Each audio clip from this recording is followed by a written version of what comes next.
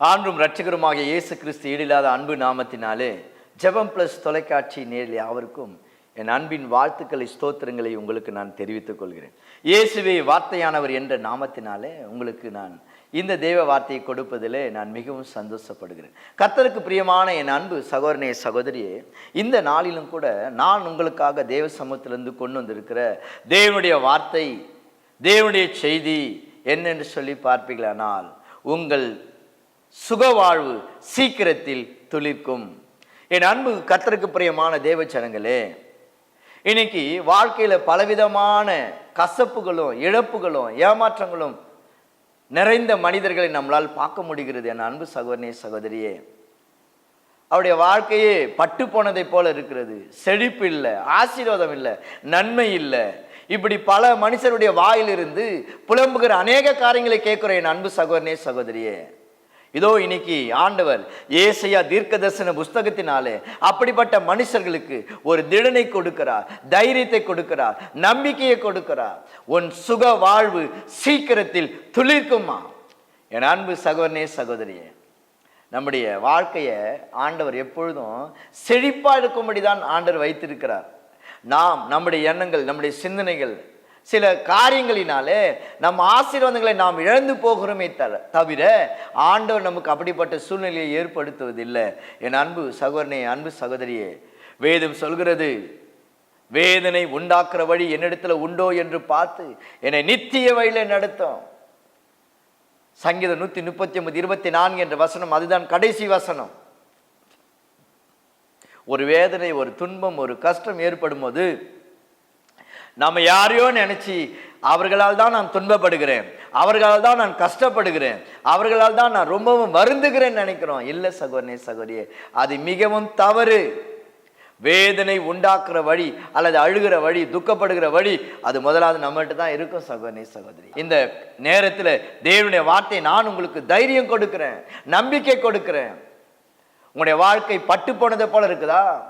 ரொம்ப ஆசீர்வாதமா இருந்தீங்களா? செழிப்பா இருந்தீங்களா? இப்போது வறட்சியா இருக்குதா? நம்மளால ஒரு செலவு பண்ணுவதற்கு மிகவும் கடினமா இருக்குதா? அல்லது ஆசைப்பட்டதை நம்மளால வாங்க கூட முடியாத ஒரு சூழ்நிலை இருக்குதா? என் அன்பு கர்த்தருக்கு பிரியமான தேவச்சனங்களே, உங்களுடைய சுக வாழ்வு சீக்கிரத்தில் துளிக்கும் என்று நான் கர்த்தருடைய வார்த்தையை தேவனுடைய மனுஷனாய் நான் உங்களுக்கு அதை தெரியப்படுத்துகிறேன். வேதத்தை பாருங்கள். ரூத் சரித்திர புஸ்தகத்தை 1ஆம் அதிகாரம் 8ஆம் வசனத்தை பாருங்கள். அங்க ரூத் என்கிற ஒரு சகோதரி இருக்கிறாங்க. நகோமிக்கு 2 மருமகள் உண்டு. அந்த 2 மருமகள்ல ஓர்பால் என்று ஒரு சகோதரியும் ரூத் என்று ஒரு சகோதரி இருந்தாங்க. மக்லோன் கிளியோன் என்று அவருடைய 2 பிள்ளைகளுக்கு மனைவிகளாய் வந்தவர்கள். அங்க என்ன நடந்தது சகோதரனே சகோதரியே? 2 மருமகன், அதாவது 2 மகனும் ஒரே வேலையில் இறந்து போனாங்க. நகோமியினுடைய கணவனும் இறந்து போனாங்க. ஆக மொத்தம் 3 விதவைகளாய் நின்று போனாங்க. என் அன்பு சகோதரனே சகோதரியே, அப்படிப்பட்ட சூழ்நிலையில தன் மாமியார் தன் மருமகளை கூப்பிட்டு சொல்றாங்க, என் அன்பு 2 பிள்ளைங்களே, என் அன்பு மகளே, நீங்க உங்க தகப்பன் வீட்டுக்கு போயிடுங்க. இனி என்னோடு கூட வாழ்வதற்கு, என்னோடு கூட செழிப்பு, என்னோடு இருக்கிற சந்தோஷம், என்னோடு கூட எந்த ஒரு உங்களுக்கு ஆசீர்வாதம் உண்டாகாது.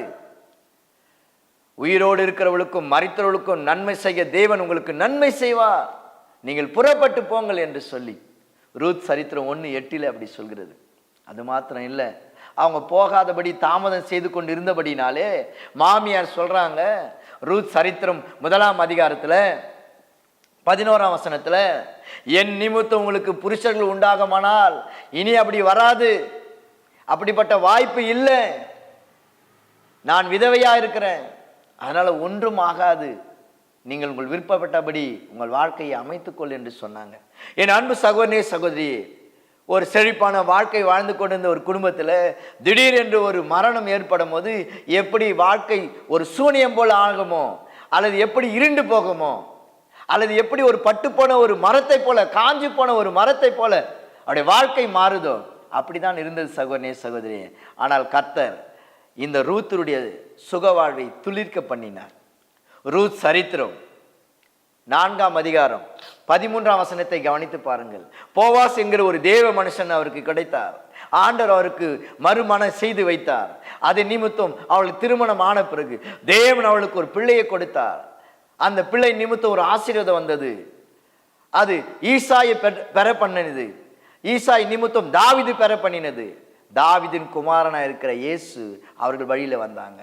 என் அன்பு சகோதரனே சகோதரியே, இப்படி ஒரு பட்டு போன வாழ்க்கைய அல்லது வறட்சியான வாழ்க்கைய செழிப்பாக்குற தெய்வம் நம்மோடு கூட இருக்கிறாங்க.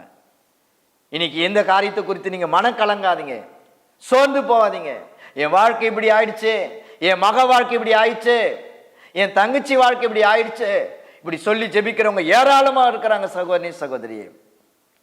ஆனாலும் நமக்கு ஒரு சுக வாழ்வை சீக்கிரத்திலே துளிர பண்ணுகிற தெய்வம் நம்மோடு கூட இருக்கிறாங்க. என் அன்பு சகோதரி சகோதரியே, அது மாத்திரம் அல்ல, யோபு என்கிற ஒரு தேவ மனுஷனை பாருங்கள். யோபு சரித்திரம் 1 அதிகாரம் 1-4 வரையும் கவனித்து பாருங்கள். அந்த தேவ மனுஷனுக்கு தேவன் செழிப்பான வாழ்க்கையை கொடுத்திருந்தார். 7 பிள்ளைகளாம் அவருக்கு, 3 பெண் பிள்ளைகளாம், ஆக மொத்தம் 10 பிள்ளைகளை வைத்திருந்தார். ஒரு பிள்ளையில ஒரு மன நிறைவு, 10 பிள்ளைகள் பிறந்திருக்கிறது. என் அன்பு சகோதரனே, அன்பு சகோதரி, அது மாத்திரமல்ல, அந்த ஊட்ஸ் தேசத்திலே ஒரு பெரிய மனிதனாய் அவர் காணப்பட்டாராம். வேதம் சொல்கிறது அவருக்கு 7000 ஆடுகள் இருந்ததாம், 3000 மாடுகள் இருந்ததாம், 500 ஏறு மாடுகள் இருந்ததாம். இப்படி ஆடு மாடுகள் மாத்திரம் இல்லாம திரளான பணிவிடைக்காரர்கள், வேலைக்காரர்கள் இருந்தாங்களாம். அவ்வளவு ஒரு செழிப்பாய் இருந்த யோபினுடைய வாழ்க்கை, சோதனைக்காரனா இருக்கிற பிசாசு வந்தான். இந்த ஆசீர்வாதங்களுக்கு நீர்தான் காரணம், இந்த ஆசீர்வாதங்களை நீர் எடுத்தால் அவன் கண்டிப்பா உம்மை தூசிப்பான், உம்மை குறை சொல்வான் என்று சொல்லி ஆண்டவரிடத்தில் ஒரு சவால், ஒரு போட்டி. அந்த சவால் நிமித்தம் ஆண்டவர் செழிப்பாய் வாழ்ந்த யோபின் வாழ்க்கையை ஆண்டவர் பட்டு போன வாழ்க்கையாய் மாற்றினார், சோதனையை அனுமதித்தார். என் அன்பு சகோதரனே சகோதரியே, யோபு சரித்திரம் 1:13-19 வரைக்கும் கவனித்து பாருங்கள். ஒரே நாளிலே அவருடைய செழிப்பான வாழ்க்கை, அவர் சந்தோஷமான வாழ்க்கை எல்லாவற்றையும் முடிந்து போயிடுது. என் அன்பு சகோதரனே, அன்பு சகோதரியே, எல்லாமே முடிஞ்சு போச்சு. 10 பிள்ளைகள் செத்து போனது, ஆடு மாடு பணிவிடை ஆட்கள் எல்லாம். அது மாத்திரம் இல்ல, அவருடைய சரீரத்தில் இருந்த ஆரோக்கியம் கூட குறைந்து போய்விட்டது. என் அன்பு சகோதரனே சகோதரியே, அப்படிப்பட்ட சந்தோஷத்தை சமாதானத்தை இழந்த யோபு கடவுள் மேல் நம்பிக்கையும் தைரியம் உள்ளவராய் இருந்தார்.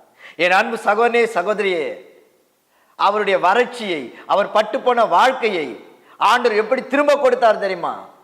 யோபு சரித்திரம் 42:12-17 வரை கவனித்து பாருங்கள். யோபினுடைய முன்னிலைமை பார்க்கலும் பின்னிலைமையை ஆசீர்வதித்தாராம். 7000 ஆடுகள் இந்த இடத்துல 14000 ஆடை கொடுத்தார்.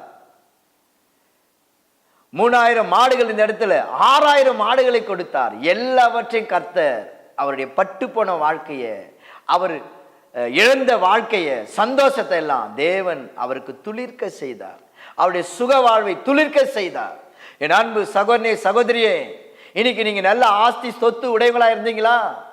சிலரை கேட்கும்போது சொல்லுவாங்க, எங்களுக்கு இவ்வளவு வீடு இருந்துச்சு, இவ்வளவு இடம் இருந்துச்சு, இவ்வளவு பணம் காசு இருந்துச்சு, தோப்பு இருந்தது, துறவு இருந்தது என்று சொல்றாங்க. ஆனால் இப்போது நாங்க ஒரு வாடகை வீட்டில் இருக்கிறோம். என் அன்பு சகோதரனே சகோதரியே, இந்த வார்த்தையை கேட்டுக்கொண்டு இருக்கிற நீங்கள் யாரா இருந்தாலும் சரி, உங்களுடைய துக்கம் இதை போல இருக்கிறதா? இழப்புகளினாலும் தோல்விகளினாலும் ஏமாற்றங்களினாலும் நீங்கள் சுகவாழ்வுக்காக எதிர்பார்த்து கொண்டு இருக்கிறீங்களா? இந்த சுகவாழ்வு இயேசு தர முடியும், தெய்வத்திடத்திலிருந்து வருகிறது. என் அன்பு சகோதரனே, அன்பு சகோதரியே, யாக்கோபு நிருபம் 1:17 சொல்லுது, நன்மையான எந்த ஈவும் பூரணமான எந்த வரமும் பரத்திலிருந்து இறங்கி வருகிறதா, ஆண்டுடைய சமூகத்திலிருந்து இறங்கி வருதா அந்த ஆசீர்வாதம். உன்னுடைய துக்கம் சந்தோஷமாய் மாறும்.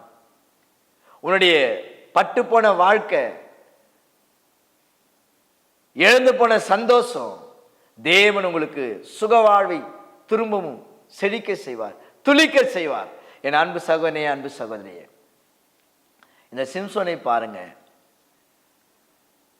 நியாயாதிபதி புஸ்தகம் 14 அதிகாரம் 22 சிம்சோனுடைய தலைமுடி துளிர்த்ததான். ஏன் சகோதரனே சகோதரியே, தலைமுடி துளித்ததான், அந்த தலைமுடியில தான் அபிஷேகம் இருந்தது, அந்த தலைமுடியில தான் அவருடைய நசரேன் விருது இருந்தது, அந்த தலைமுடியில தான் கர்த்தருடைய பலன் இருந்தது, அந்த தலைமுடியில தான் அவர் சந்தோஷமா இருந்தார். எப்பொழுது அவருடைய தலை முடி சரிக்கப்பட்டதோ, நியாயாதிபதி புஸ்தகம் 16ஆம் அதிகாரம் 20-21 பாருங்கள். அவர் தலைமுடி சரிக்கப்பட்டதும் அவருடைய சந்தோஷம் இழந்தார், அவர் சமாதானம் இழந்தார், அவர் பலனை இழந்தார். ஆனாலும் ஆண்டவர் என்ன பண்ணாராம் பாருங்க, அவருடைய சுக வாழ்வை திரும்பவும் துளிக்க செய்தாலாம். ஆனாலும் அவர் செய்த காரியம் என்ன தெரியுமா? நான் வாழ விருப்பம் இல்லை, எனக்கு சந்தோஷம் போனது போனதா இருக்கட்டும், என் சமாதானம் போனது போனதா இருக்கட்டும், ஆனால் எனக்கு ஒரே ஒரு காரியத்தை செய்யுங்கள் ஆண்டவரே. என்ன செய்யணும்னு சொன்னாரு? நியாயாதிபதி புஸ்தகம் 16:30 என்ற வசனத்தை கவனித்து பாருங்கள். அவர் சொன்னார், இந்த பெலிஸ்தரோடு கூட நான் மடியட்டும், இந்த பெலிஸ்தரோடு நான் யுத்தம் செய்து ஜெயித்து அதன் பிறகு என் உயிரை நான் மாய்த்துக் கொள்கிறேன் என்று சொன்னார். ஒருவேளை அவர் இப்படி வேண்டாம இருந்தார்னா ஆண்டவர் அவருடைய சுக வாழ்வை துளிக்க செய்ததை அவர் அப்படியே நிறைவாக்கி இருப்பார்.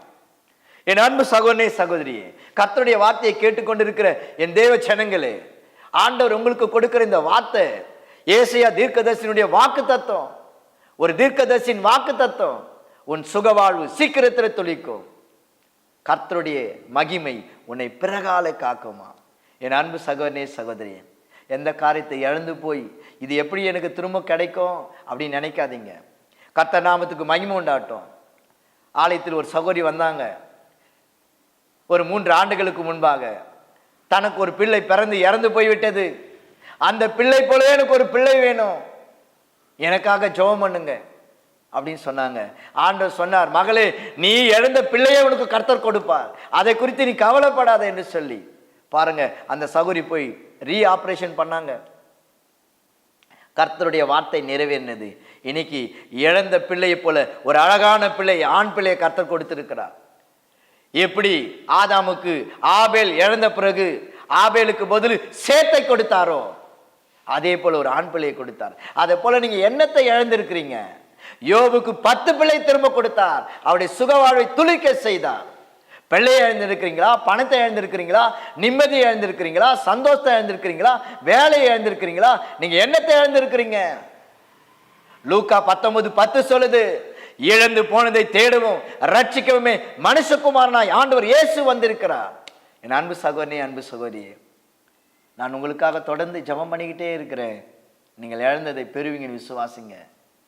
உங்களுடைய சுகவாழ்வு சீக்கிரத்தில் துளிர்க்கும், கர்த்தருடைய மகிமை உங்களை பிறகால காக்கும். என் அன்பு சகோதரனே, அன்பு சகோதரியே, நீங்கள் எந்த காரியங்களை குறித்து கவலைப்படாதீங்க, எந்த காரியங்களை குறித்து நீங்க மனசுல வச்சு சஞ்சலப்படாதீங்க. தேவன் நமக்கு ஒருவர் இருக்கிறார், அவர் நமக்காக யாவையும் செய்து முடிக்கிறவர். என் அன்பு சகோதரனே, அன்பு சகோதரியே, எப்படி யோபு இழந்த சுகவாழ்வை திரும்ப கொடுத்தாரோ, ரூத் இழந்த சுகவாழ்வை ஆண்டவர் திரும்ப கொடுத்தாரோ, சிம்சன் இழந்த பலத்தை சுக வாழ்வை திரும்ப எப்படி ஆண்டவர் கொடுத்தாரோ, அதே போல இந்த நாளிலே இந்த வார்த்தையை கேட்டுக்கொண்டிருக்கிற அன்பு தேவ ஜனங்களே, உங்களுக்கு கர்த்தர் கொடுப்பார். நான் கர்த்தருடைய தேவ மனுஷனாய் உங்களுக்கு நான் அதை உறுதி செய்கிறேன். கர்த்தருடைய நாமம் மகிமை பரட்டும். என் அன்பு சகோதரனே, சகோதரியே, நீ இழந்தது எதுன்னு எனக்கு தெரியாது சகோதரனே, சகோதரியே. ஆனாலும் இந்த நாளில எத்தனையோ காரியங்களை யோபு பாருங்க, எத்தனை ஆசீர்வாதங்களை இழந்தார், அத்தனையும் தேவன் திரும்ப கொடுத்தார். அதே போல நீங்கள் எந்த ஆசீர்வாதங்கள் இழந்திருந்தாலும் அந்த ஆசீர்வாதங்களை தேவன் உங்களுக்கு திரும்ப கொடுப்பார்.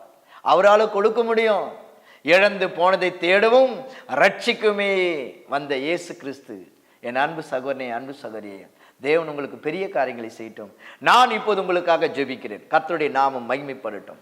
மகா கிருபையும் இரக்கமும் நிறைந்த எங்கள் நல்ல பிதாவே, நீர் ஆசீர்வதித்ததான இந்த நல்ல வேலைக்காக நன்றி செலுத்துகிறோம் அப்பா. இதோ இந்த வேலையில கூட ராஜா, என்னோடு கூட இணைந்து இருக்கிற என் தகப்பனோ தாயோ என் சகோதரனோ சகோதரியோ, இந்த நாளில அவர்கள் எதை இழந்திருந்தாலும் ஏசாயா தீர்க்கதரிசன வசனத்தின்படியே இழந்து போனதை திரும்ப தருகிற தெய்வம் நீர் அல்லவா? உன் சுகவாழ்வு சீக்கிரத்தில் துளிக்கும். இப்பொழுது கணவனை விட்டு பிரிந்திருக்கலாம், இயேசு கிறிஸ்துவின் உயிர்த்தெழுந்த நாமத்தில் சொல்கிறேன், அவர் உன்னை தேடி வருவார். உன் சுகவாழ்வு உனக்கு தொடரும். நீ இழந்த பிள்ளைய தேவன் திரும்ப கொடுப்பார். உன் சுகவாழ்வு உனக்கு தொடரும். ஒரு ஆசீர்வாதமான வேலைகளை விட்டு விலகி வந்துட்டீங்களா, அல்லது அந்த வேலை உங்களை விட்டு போயிடுச்சா, கர்த்தருடைய ஆவியினாலே சொல்கிறேன், தேவன் அதே இடத்துல அந்த வேலையை கொண்டு வைப்பா. ஒரு மகளுக்கு ஆசீர்வாதமான ஒரு வேலை இருந்தது, ஒரு பிரச்சனை நிமித்தம் அந்த வேலையை விட்டு நீக்கினாங்க. தேவ சமூகத்துல சொன்னாங்க, தேவன் சொன்னார், மகளே எந்த இடத்துல உன்னை வேணான்னு சொன்னாங்களோ அதே இடத்துல அதே வேலையில உன்னை கொண்டு போது வைப்பாருனார். என் அன்பு சகோதரி, சில மாதங்கள் கடந்து போச்சு, உடனே ஆண்டுடைய வார்த்தை நிறைவேறினது. எந்த வேலையில வானான்னு சொன்னாங்களோ அதே வேலையில கூப்பிட்டு அந்த மகளை அந்த வேலையில அதே ஸ்தானத்துல வைத்தாங்க. நான் கர்த்தருடைய மனுஷனாய் சொல்கிறேன், நீ இழந்ததை கொடுப்பதுக்கு தேவனால கூடும். உன் சுகவாழ்வு சீக்கிரத்தில் துளிர்க்கும். கர்த்தருடைய வார்த்தை உனக்குள் நிலைவாகும். அன்பின் ஆண்டவரே, நீர் ஆசீர்வதித்த நல்ல வேலைக்காய் கோடி கோடி ஸ்தோத்திரங்களை எடுக்கிறப்பா. உங்க பரிசுத்த நாமம் இந்த வேலையில மகிமைப்படட்டும். ஒவ்வொருக்குண்டான நன்மையை அற்புதங்களை இந்த வேலையில் நீ செய்ததற்காய் ஸ்தோத்திரம். இயேசுவின் நாமத்தில் ஆசீர்வதிங்க நல்ல பிதாவே. ஆமீன், ஆமீன். உங்கள் யாவருக்கும் நான் அன்பின் வாழ்த்துக்களை ஸ்தோத்திரங்களை தெரிவிக்கிறேன். தொடர்ந்து நான் உங்களுக்காக ஜெபிக்கிறேன். கர்த்தர் உங்களோடு கூட இருப்பதாக. ஆமீன்.